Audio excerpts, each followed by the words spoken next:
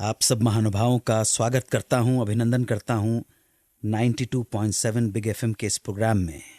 Welcome to Suhana Safar with अनु कपूर। आज फिर आपके सफर को हसीन बनाने फिल्मी दुनिया के कुछ किस्से कहानियां आपके लिए लेकर आया हूं। आज बताऊंगा लेखक साहित्यकार डॉक्टर राही मासूम रजा के गर्दिश के दिनों की एक कहानी। कैसे 3 दोस्त उनकी मदद कर दिया करते थे। दूसरी स्टोरी मदन मोहन की। 1 महीने की तैयारी के बाद एक गीत उन्होंने बनाया, लेकिन वो रिजेक्ट हो गया। अगले 10 मिनट में मदन मोहन ने उस गीत को रिप्लेस करने के बदले ऐसा कौन सा गीत दिया जिसे 50 साल बाद भी हम याद करते हैं। और सुनाऊंगा ओपी नैयर के अजीब गरीब बिहेवियर की बात। फिर होंगे हमारे रेगुलर सेगमेंट्स, दिल ने फिर याद किया। इसमें आज याद करेंगे एक्ट्रेस और कव्वाली गायिका शकीला बानो भोपाली को। और लिसनर्स क्वेश्चन में पूछा है उस फिल्म के बारे में जिसे सबसे पहले ऑफिशियली बैन कर दिया गया था, यानी first banned film of our country.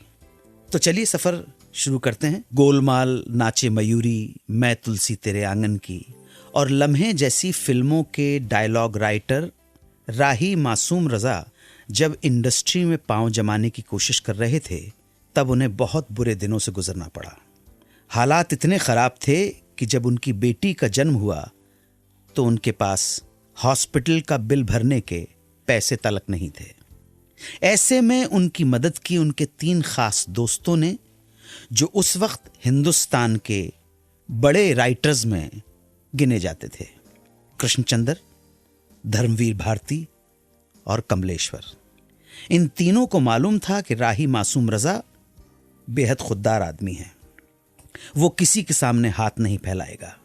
इसलिए ये तीनों अपना राइटिंग का कुछ काम राही मासूम रजा को ये कहकर दे दिया करते थे कि भाई हमारे पास काम का बहुत लोड है, हम लिख नहीं पाएंगे, हमारी जगह प्रोड्यूसर को ये लिख कर दे दो। इसके बदले में वो अपनी जेब से पैसे निकाल कर भी राही मासूम रजा को दे दिया करते थे। जब राही मासूम रजा की बेटी मरियम का जन्म हुआ तो हॉस्पिटल का बिल आया 750 रुपए, मगर राही साहब के पास थे सिर्फ 100-125 रुपए। ऐसे में 3 दोस्तों ने ही मदद की। कमलेश्वर ने एक मशहूर मैगजीन सारिका से कुछ आर्टिकल लिखने के नाम पर एडवांस ले लिया। धर्मवीर भारती ने भी धर्मयुग पत्रिका से इसी तरह एडवांस ले लिया। इधर कृष्णचंद्र ने एक फिल्म के डायलॉग लिखने के लिए कुछ पैसे प्रोड्यूसर से ले डाले। इस तरह तकरीबन 1000 रुपए जमा हो गए। ये जमा करके सारा पैसा राही मासूम रजा को ये कहकर दे दिया गया कि उनके पास कुछ राइटिंग का काम आया है जो वक्त की कमी की वजह से वो नहीं कर पाएंगे, तुम कर दो, ये उसी काम का एडवांस है। इस तरह राही मासूम रजा अपने दोस्तों के दिए इस पैसे से हॉस्पिटल का बिल चुकाकर अपनी वाइफ और डॉटर को घर ले आए। बाद में भी कृष्णचंद्र, धर्मवीर भारती और कमलेश्वर ने समय समय पर अपने दोस्त राही मासूम रजा की मदद की। जब राही मासूम रजा एस्टैब्लिश हो गए, तब जाकर एक दिन इस राज का पता चला कि बुरे वक्त में दोस्त किस तरह से हेल्प किया करते थे। सलाम है कृष्णचंद्र, धर्मवीर भारती और कमलेश्वर जैसे दोस्तों को, नेक इंसानों को। 1 महीने की तैयारी के बाद मदन मोहन ने एक गाना रिकॉर्ड किया, लेकिन प्रोड्यूसर डायरेक्टर ने 1 मिनट में ही वो गाना रिजेक्ट कर दिया। फिर क्या हुआ बताऊंगा थोड़ी देर में। आप सुनते रहें सुहाना सफर विद अनु कपूर, सिर्फ 92.7 बिग एफएम पर। 92.7 बिग एफएम पर आप सुन रहे हैं रेडियो का number 1 show Suhana Safar with अनु कपूर। 1962 की फिल्म अनपढ़ के गानों की रिकॉर्डिंग चल रही थी। लगभग 1 महीने की रिहर्सल और तैयारियों के बाद मदन मोहन म्यूजिशियंस के साथ एक गाना रिकॉर्ड करने को तैयार थे। लेकिन ये कंपोजिशन सुनकर फिल्म के writer director Mohan Kumar suddenly बोले, मदन, बात बन नहीं रही है, जो होना चाहिए वो इस गाने में निकल कर नहीं आ रहा है। पॉसिबल नहीं है, ये कैंसिल करो इसे। 1 महीने की तैयारी, 1 मिनट में गाना रिजेक्ट। थोड़ी देर में वो कुछ सोचकर मोहन कुमार से बोले, आप मुझे 10 मिनट दीजिए। और इसके बाद वो गीतकार राजा मेहंदी अली खान को लेकर स्टूडियो के एक अलग कमरे में कुछ नया बनाने में जुट गए। आप जानकर हैरान रह जाएंगे कि दोनों ने मिलकर सिर्फ 10 मिनट में ही एक बिल्कुल ही नया गाना, नई कंपोजिशन तैयार कर डाली। गाने के बोल भी नए, धुन भी नई, और सिर्फ 2 घंटे की रिहर्सल और नए म्यूजिक अरेंजमेंट के साथ जो नया गाना बनकर तैयार हुआ वो था आपकी नजरों ने समझा प्यार के काबिल मुझे, दिल की ऐ धड़कन ठहर जा, मिल गई मंजिल मुझे। यहां मैं आपको बता दूं कि हमें जो गाना पहले रिकॉर्ड किया जा रहा था उसकी धुन और बोलों की कोई जानकारी नहीं मिल पाई। अगर आप में से किसी के पास उसकी कोई जानकारी हो तो हमारे साथ जरूर शेयर करें। लेकिन जो गाना 10 मिनट में तैयार हुआ वही गाना 50 साल बाद भी सदाबहार है। पेश खिदमत है सेगमेंट दिल ने फिर याद किया। आज इस सेगमेंट में हम याद करेंगे एक्ट्रेस और कव्वाली गायिका शकीला बानो भोपाली को। बस लौटता हूं एक छोटे से ब्रेक के बाद। 92.7 बिग एफएम पर आप सुन रहे हैं रेडियो का number 1 show Suhana Safar with अनु कपूर। शकीला बानो का जन्म भोपाल के इतवारा मोहल्ला में 9 मई 1942 को हुआ था। उनके वालिद अब्दुल रशीद खान अपने ज़माने के मशहूर कव्वाल थे। शकीला को भी गायकी का शौक था। वो भी अपने अब्बा के साथ रियाज किया करती थी। 1955 में B.R. चोपड़ा फिल्म नया दौर की शूटिंग मध्य प्रदेश के होशंगाबाद जिले के बुधनी इलाके में कर रहे थे। एक दिन बारिश की वजह से फिल्म का मोटर तांगा रेस वाला सीन रुक गया। कोई काम नहीं हो सकता था। यूनिट बेकार बैठ गई।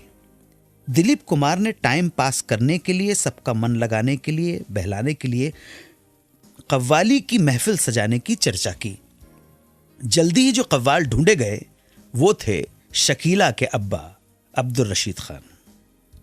और अपने अब्बा के साथ दिलीप कुमार को देखने आई नन्ही शकीला बानो भी। अब्बा के साथ जब शकीला ने कव्वाली पेश करना शुरू किया तो दिलीप कुमार, B.R. चोपड़ा के साथ साथ वैजंती माला, जॉनी वॉकर और पूरी की पूरी यूनिट दंग रह गई। दिलीप कुमार तो शकीला की गायकी और पेशकश के मुरीद हो गए। उन्होंने शकीला से कहा कि तुम अपनी आवाज को, फनकारी को यहां जाया ना करो, तुम बंबई आओ और फिल्मों में ट्राई करो। दिलीप कुमार की बात ने शकीला में जोश भर दिया और इसके कुछ वक्त बाद ही भोपाल से अपना बोरिया बिस्तरा लपेटकर वो आ गई बॉम्बे। शकीला बंबई आई थीं फिल्मों में गाने के लिए, लेकिन उन्हें एक्टिंग के ऑफर्स भी मिलने लगे। उन्होंने गाने के साथ साथ एक्टिंग के ऑफर्स को भी एक्सेप्ट करना शुरू कर दिया। तकरीबन 15 फिल्मों में एक्ट किया और एक्टिंग के साथ साथ बहुत सी फिल्मों में कव्वालियां भी गाईं। यहां एक बात गौरतलब है कि खुद एक सिंगर होने के बावजूद शकीला पर बहुत सी दूसरी सिंगर्स की आवाज में भी गाने पिक्चराइज्ड हैं। बहुत वक्त फिल्म इंडस्ट्री की इस चकाचौंध में बीतने के बाद एक वक्त ऐसा आया कि काम मिलना तकरीबन ना के बराबर हो गया। फिल्मों से किनारा करना पड़ा। वो बॉम्बे छोड़कर वापस भोपाल चली गई। 1984 में भोपाल में गैस कांड हुआ। उसी गैस कांड में उनकी आवाज जाती रही। वो अस्थमा, डायबिटीज और हाई ब्लड प्रेशर जैसी बीमारियों से घिर गईं। शकीला बानो ने कभी शादी नहीं की। उनके आखिरी दिन भी अभाव और गरीबी में गुजरे। बीमारियों से लंबी और दर्दनाक लड़ाई के बाद 59 साल की उम्र में 16 दिसंबर 2002 को शकीला बानो भोपाली का निधन हो गया। अब मैं सुनाऊंगा ओपी नैयर की एक्सेंट्रिसिटी के कुछ इंसिडेंट्स, झक्कीपन के कुछ किस्से। आप सुनते रहें सुहाना सफर विद अन्नू कपूर, सिर्फ 92.7 बिग एफएम पर। 92.7 बिग एफएम पर आप सुन रहे हैं रेडियो का number 1 show Suhana Safar with अनु कपूर। बात 1967 की है। एस मुखर्जी प्रोडक्शन की फिल्म संबंध के म्यूजिक पर काम चल रहा था। म्यूजिक डायरेक्टर थे ओपी नैयर और गीतकार थे कवि प्रदीप।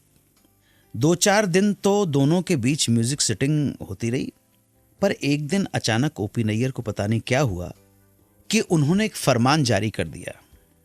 फरमान यह था कि अब वो यानी कि ओपी नैयर कवि प्रदीप के साथ सिटिंग नहीं करेंगे।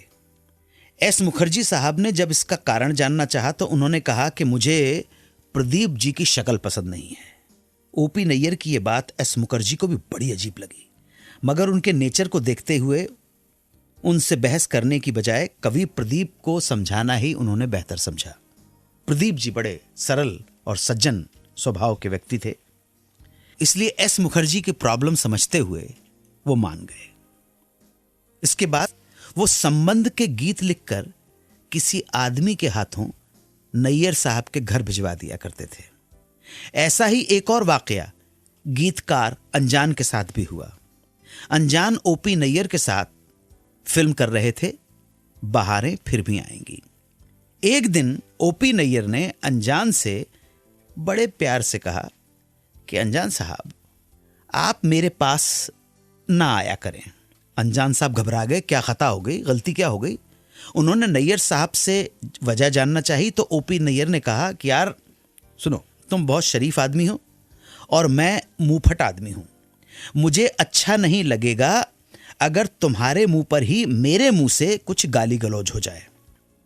अनजान भी ओपी नैयर के नेचर से अनजान नहीं थे, इसलिए उन्होंने भी उनके साथ म्यूजिक सेटिंग करना बंद कर दिया। वो भी गाने लिखकर किसी और के हाथों उनके यहां भिजवाने लगे।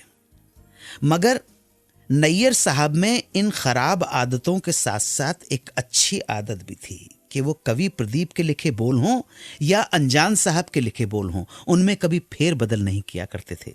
गीतकार ने जो लिख दिया वो चाहे कितना भी मुश्किल हो, उसे अपनी धुन के हिसाब से कभी बदला नहीं करते थे। ओपी नैयर ने अपने करियर में कभी धुन पर गीत नहीं लिखवाया, बल्कि बोलों पर धुन बना। अब बारी है हमारे एक श्रोता के सवाल की। आज का सवाल भेजा है कांदीवली के एस भंडारी ने। वो जानना चाहते हैं कि हिंदुस्तान की वो पहली फिल्म कौन सी थी जिसे सेंसर बोर्ड ने बैन कर दिया था। जरूर बताऊंगा, मगर एक छोटे से ब्रेक के बाद। 92.7 बिग एफएम पर आप सुन रहे हैं रेडियो का number 1 show Suhana Safar with अनु कपूर। कांदीवली के भंडारी जी जानना चाहते हैं कि वो कौन सी पहली फिल्म थी जिसे सेंसर बोर्ड ने बैन किया था। भंडारी साहब, ये फिल्म थी 1921 की साइलेंट मूवी जिसका टाइटल भक्त विदुर। डायरेक्ट किया था कांजी भाई राठौड़ ने और फिल्म में मेन रोल निभाया था द्वारका दास संपत ने। फिल्म उस समय बनी जब रॉलेट एक्ट पास हुआ था और सेंट्रल कैरेक्टर विदुर महात्मा गांधी से प्रभावित था। वही गांधी जी की तरह टोपी लगाना, खादी पहनना और लोगों को जागृत करना। ये सब देखकर अंग्रेज सरकार का माथा ठनका कि ये फिल्म उनके खिलाफ भड़क रही आग को हवा देगी, और उन्होंने ये कहते हुए बैन लगा दिया कि we know what you are doing, it is not Vidur, it is Gandhi and we won't allow it.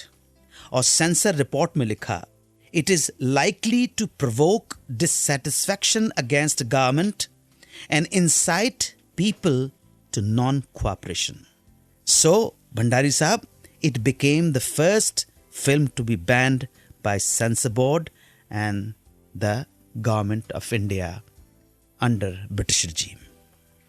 इस जानकारी के साथ ही आप सबसे इजाज़त चाहूँगा। आज के लिए बस इतना ही। आज के सुहाने सफ़र को देता हूँ यहीं विराम। आने वाला समय शुभ हो, मंगलमय हो, यही प्रार्थना है। चलता हूँ। कल फिर उपस्थित होने का सौभाग्य प्राप्त होगा आपके लिए, आपके मनोरंजन के लिए। मेहरबानी करके दुआओं में याद रखें। जय हिंद। 92.7 बिग FM पर आप सुन रहे हैं रेडियो का number 1 show Suhana Safar with Anu Kapoor.